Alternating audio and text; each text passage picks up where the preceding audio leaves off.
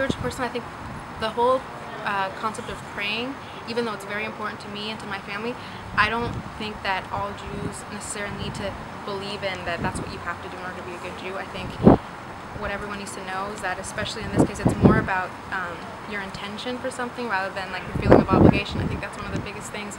So I think if you feel like you have to pray, like, don't do it. You do it when you intend it. It's like everything you need to do needs to be with sincerity. And I think that in general, but especially in Judaism, that's a very important thing. I feel like we're all family. I think I just really want to get the point across that I love them. I love everyone. It's kind of like, you know, we're all family. Any type of Jew, Mizrahi, Ashkenazi, Beta Israel, like everyone.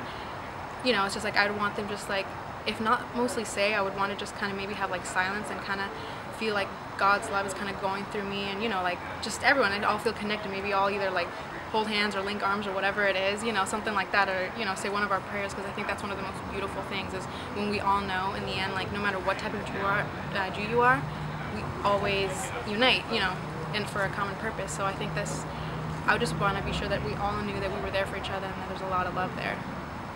I think whether they're religious or not, or spiritual or not, or if they consider themselves or not, everyone has their different connection, I think, to God or to their religion or to their culture even. I think especially if you're born a Jew, it's kind of always there. Whether you practice it or not, we always just have that in the back of our mind. It's like, well, this is what we are.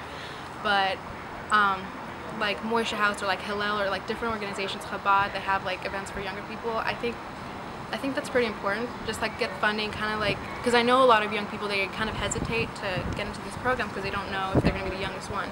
That was like my case. I was like, I don't care if I'm the youngest one, I'll go in. And for the beginning of, I was like 19 and I started getting involved. It's like all the people were in their 40s and 30s. I'm like, I know I'm the youngest one, but I just really want to learn. And I think not only do they have to be, you know, very inclusive, they have to be, you know, some people start off with an interfaith group to kind of like ease into there, and they need to have maybe like a mixture of ages, a mixture of backgrounds, you know, ethnically and as well as religiously, and I think that's going to kind of get people drawn in and make it a very relaxed environment. And then after that, you know, kind of going like, okay, this is strictly maybe Reform, or this is Reconstructionist, but I think it's good to just kind of put everything kind of like in a melting pot and then have everyone choose their way from there, especially at the young age.